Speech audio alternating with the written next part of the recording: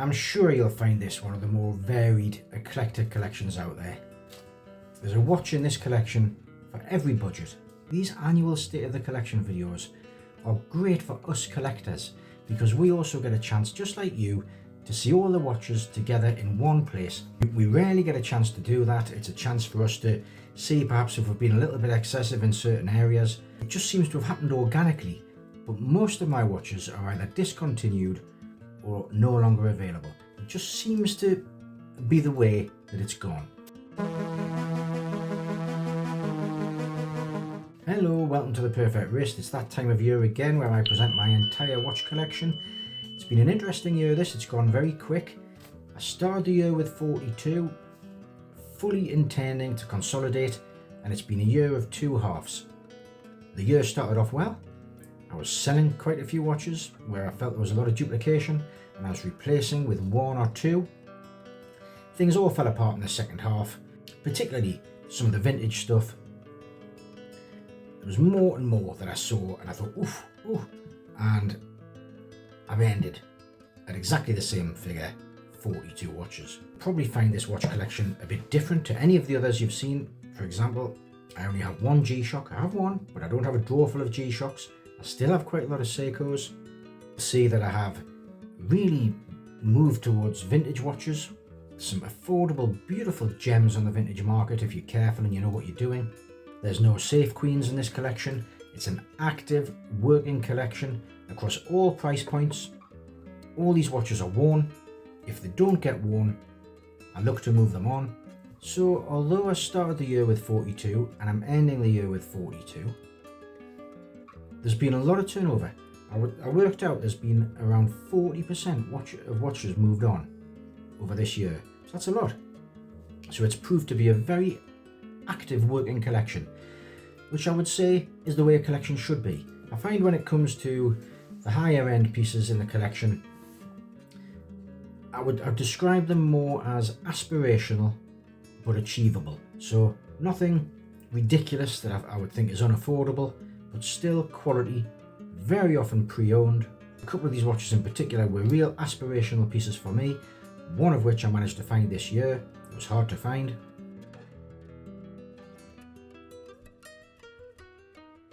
I'll present the collection now. Most of the shots are outdoors this year because I feel that outdoor natural light is best. I've already got plenty plans for 2026 rolling around in my head, which I'll outline at the end of the video. But for now, we'll start a little bit different this year with Neo Vintage. We'll start this year with my Neo Vintage Omegas, the Constellation on the left and the Seamaster 120M on the right. Both from the 90s, early 2000s, very thin, even with automatic movements in the Constellation. It's a quartz eta movement in the Seamaster 120M, and I find that these watches are, for me, peak Omega. They just hug the wrist, rhodium plated hands, beautiful. My first luxury watch, the Breitling Super Ocean Steelfish, a big beast of a watch at 44mm by almost 16mm thick. But the attention to detail is incredible. The dial, the loom on this watch is exceptional. There's lots of Easter eggs all over the case. Signed crown, beautifully finished, and that loom still glows bright. I will be reviewing SEIKO divers later in the video, but for now I have the King SEIKO, well reviewed on this channel, beautifully finished, 37mm. It's got a case profile, that a mixture of brush and polish, just hugs the wrist beautifully. Then the Land Tortoise, another wrist hugger, mini turtle shape with a compass bezel, no longer in production this colorway I believe, and two other modern SEIKO 5s that I think represent SEIKO at its finest. The Jean Kranz reissue from earlier this year, very popular video on my channel, hugs the wrist, and my little SEIKO 5 SNKL45, still here, sweet dimensions. The loom on these entry-level SEIKOs is great. My two little 36mm field watches, Microbrands, the Laurier Falcon and the Mad Hacker limited production run from last year. Look at the case shape, even thinner with the Laurier. wrist hugging. That's a 36mm. I think that still looks good on my larger wrist. It's a strap monster. The loom with the loyer is fantastic. I can't see me changing this watch. A little colourful pair here, dive watches. Both GMTs, the Pagani Design World Time, a classic dive watch shape. Keeps perfect time, and the Imperial Ocean Guard. These both use NH34 SEIKO movements. The Imperial is a 38mm. I actually find the Cyclops a real gift with the Pagani. The Imperial was a very limited production run of only 25 per colourway. I was really pleased to get a hold of one of these. No guilt whatsoever here in having a couple of homages to classic SEIKO divers. I modded the steel dive with that domed crystal to make it look even more like a Willard. And the 62 mass homage, very similar case shape, was a self-build. The loom on these two is second to none. The steel dive has the best loom of any watch I have. Those two could well have gone in this section, but just look at the case profile of these two classics. The Samurai Great Blue Paddy and the Bolivar Oceanographer Snorkel.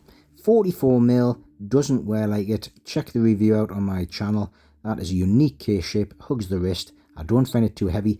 And this watch possibly has the best dial of any watch I have. Samurai. I make no apology for still loving Vostok Amphibias. I think these little Russian gems were affordable. They're not as affordable as they were. Generally around a 38 to a 41mm case. Always wrist hugging and total strap monsters. I love all the features on a Vostok. Now these little SEIKO sea urchins, I have a pair. They've been reviewed extensively on the channel. I think they have a beautiful dive watch look that SEIKO got just right. Even if they only have a push-pull crown, the case shape is spot on, and I would possibly have kept these because of the design if it wasn't for the discovery of the Steinhardt on the left. The Ocean One in 42mm, which for me has the perfect dive watch look. I've been very impressed with that case shape. The slope on the bezel. This was my dream watch this year. The Mulglashütte Promare Go, 300 meters of water resistance, German. Took a lot of finding that watch, and exceptional quality with a high-grade Sellita SW200 movement. I only have one G-Shock, and mine's the AWG M100, which seems to do it all with a mix of analog and digital display. Notice the honeycomb on the dial. A smaller case size, hugs the wrist. Solar-powered, multi-band 6, and it even has loom that actually lasts through the night, like a normal analog watch. Two beautiful Amigas from 1952, 36mm cases. These movements, these watches themselves have been checked, lightly refurbed with new crystals. They've got extremely slim original case shape to them. This watch is solid gold, an Amiga Tresor, one of the original Tresors. And notice the start of the lyre lugs here. We are just attracted to what we're attracted to, aren't we? A little old 35mm field watch from the West End Company on the left, and a Universal Genève White Shadow. These both have extremely slim, curved cases. The White Shadow for a time had the slimmest case for an automatic watch. I love the way the light plays with the indices. And finally in this section, a recent pickup, the Zodiac Olympus Mystery Dial, with its manta ray case shape, and my 35mm services watch. This was new old stock. I would say the Zodiac is possibly my best wrist hugger of any watch I have. Now these two, one of the original SEIKO 5 Sportsmatics from 1965 and the King SEIKO High Beat from 1974. These are both impeccable examples. Both 36mm, both keep excellent time with incredible power reserves. I think actually around 2 days for each of them. They must have had light servicing in the past. Very pleased. I have been on a bit of a vintage SEIKO binge this year. These are both from 1973. The Actus on the left, Actus SS, was slightly above the mainstream, and the SS stood for stop seconds. Both these watches hug the wrist beautifully. This particular one keeps perfect time, although it doesn't have a great power reserve. I love the gently domed crystals on both of these and these vintage SEIKO shapes. Two more recent pickups. I just couldn't resist the dials and crystals on these two. The one on the left has had some light refurbishment, even with a slight touch-up of the loom, and has been my wrist companion for the last week, keeping perfect time. Look at the case shape on that. A lot of these vintage SEIKOs have very similar case shapes. 38mm this watch, and that's an original bracelet.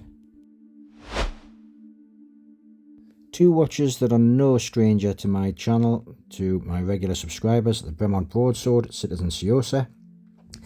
The Broadsword is an absolutely fantastic all-round field watch. The SEIKO, this was when they first came out a couple of years ago, the blue fade. With the Broadsword, the attention to detail is incredible. The crown, the case shape, and I think that the SEIKO has a slight ingenue about it. Two extremely reliable, great value quartz watches here, my Rotary World Time, and this Citizen chronograph that was my first watch really over the last few years before I started collecting. The Rotary's case shape is perfect. It's a 41mm with a screw down crown. Yes, a screw down crown. The Citizen is the old school large 44mm, wears well. And here we have an old diesel that I had a few years ago that I've kept, hardly gets worn. I do quite like it, it's a bit striking. And the Glycine Airman, 40mm case.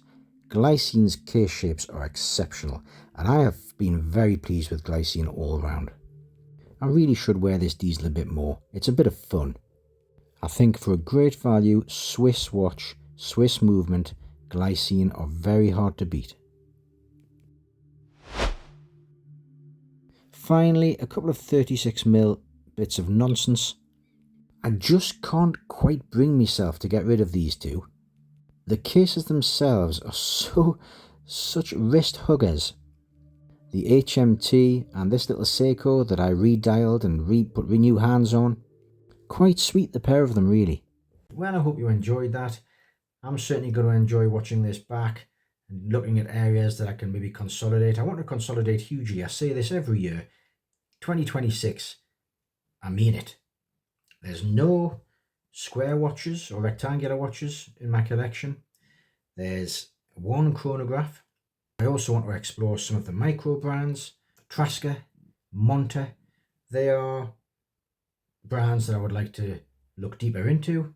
I also think Citizen, especially now, they have some awesome watches in the sale. I've realised as well that 42mm is a sweet spot for me. The Mulglashut and the Steinhardt helped me realise that, and that opens up a ton of possibilities going forward. So stay tuned. One other video I think before the new year, and I'll be outlining fuller my plans for 2026 in a couple of January videos. So take care. See you soon. If you'd like to have a look at how this collection has changed and evolved over the years, you might want to check out one of these other two videos, last year's and the year before State of the Collection.